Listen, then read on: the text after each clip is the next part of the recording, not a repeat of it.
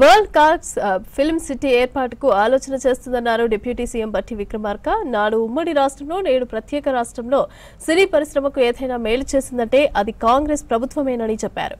వేలాది మంది కార్మికుల జీవితాలను మెరుగుపరిచేలాగా కాంగ్రెస్ సర్కార్ చెన్నై నుంచి సిటీ పరిశ్రమలను హైదరాబాద్ కు రప్పించిందన్నారు. హైదరాబాద్ లో స్టూడియోల ఏర్పాటుకు భూములు ఇచ్చిందని చెప్పారు.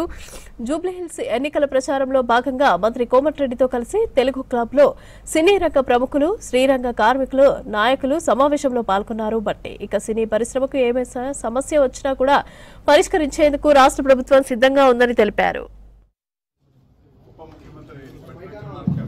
హైదరాబాద్ సంబంధించి అద్భుతమైనటువంటి ఇన్ఫ్రాస్ట్రక్చర్, ఇంటర్నేషనల్ ఎయిర్పోర్ట్ ఉంది, వెదర్ కండిషన్స్ బాగుంటాయి, లాంగ్వేజ్ ప్రాబ్లం ఉండదు, అన్ని రకాలైనటువంటి ప్రజానికాన్ని ఏ భాష వాళ్ళైనా కానీ దాన్ని హక్కును చేసుకుని దీన్ని డైజెస్ట్ చేసుకోవాలనేటువంటి కెపాసిటీ హైదరాబాద్ నగరానికి ఉంది.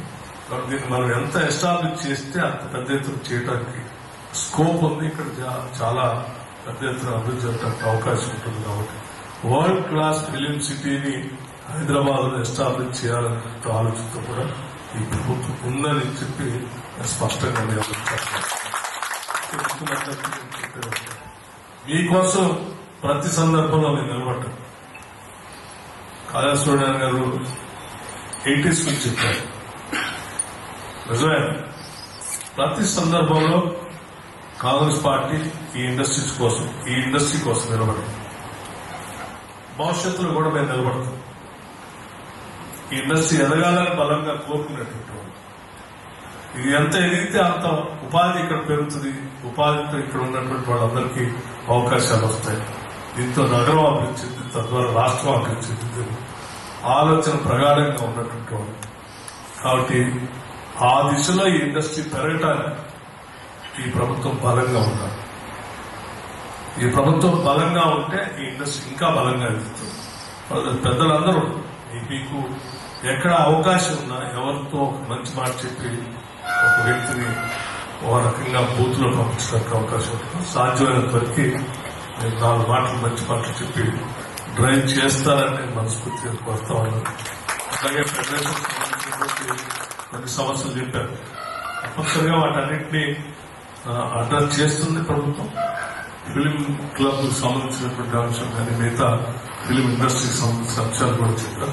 తప్పనిసరిగా కోమటిరెడ్డి వెంకటరెడ్డి గారు, నేను, ముఖ్యమంత్రి గారు వాటన్నింటినీ అడ్రస్ చేస్తాం. డెఫినెట్ గా ఫిలిం ఇండస్ట్రీకి సంబంధించి మా రాజుని పార్లమెంట్ పంపిద్దామంటే ఆయన ఫోను ఫిలిం ఇండస్ట్రీకి సేవ చేస్తారంటే వాటిని బలవంతంగా మీరు ఉండాలంటే ఆయన కూడా మంచి వ్యక్తి కాబట్టి ఎఫ్డిసి చైర్మన్ గా, సినిమా ఇండస్ట్రీ మినిస్టర్ గా నేనున్నా, ఆయన మినిస్టర్ అనుకోండి. ఎందుకంటే సమస్యల మీద ఎప్పటికప్పుడు మేము బిజీగా ఉన్నా ప్రతి ఒక్కరు కూడా డిప్యూటీ సీఎం గారికి, నాకు, సీఎం గారికి చెప్తుంటారు.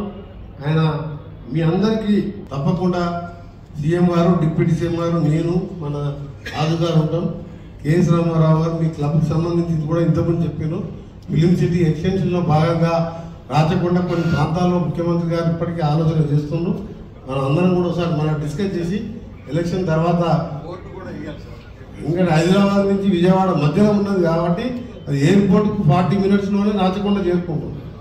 అది రామోజీ ఫిలిం సిటీలోనే బాంబే ఫిలిం సిటీ కంటే మించిపోతుంది అక్కడ మనం కడితే. అంత మంచి లొకేషన్ అది మా నల్గొండ జిల్లాలో ఉన్నది. దాన్ని కూడా ముఖ్యమంత్రి గారు, డిప్యూటీ సీఎం గారు తప్పకుండా ఈ 10 ఏళ్లలో తెలంగాణలో టాప్లో